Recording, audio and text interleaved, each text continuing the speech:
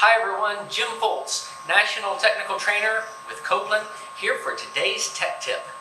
Do you understand the sequence of operation? Do you know exactly how that furnace comes on and goes through the steps to ignite? Are you aware that most residential gas furnaces in the industry have standard settings that they go through that you can time and you can understand? If you understand what the real process is, anytime something doesn't happen, there's your issue. Helps you with your troubleshooting so much faster, so much easier when you fully understand that sequence of operation. Let's go through it. We're going to make a call for heat.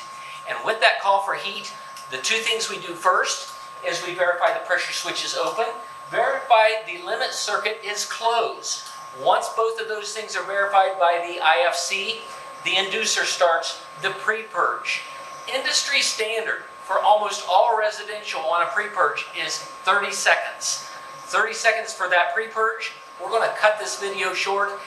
Once we get through that 30-second pre-purge, the igniter will start a 17-second warm-up time.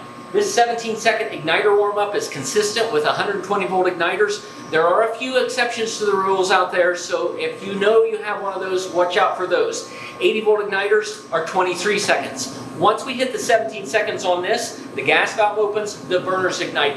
The burners have 4 seconds to ignite for that flame sense to sense that and keep the igniter on. If we go over that 4 seconds without igniting, and the sense does not sense that, the gas valve shuts off. We have ignition, it is staying on. We're now ready for the heat on delay timer, and that heat on delay timer will kick the fan on. We have went through the full startup of sequence of operation. Thanks for watching.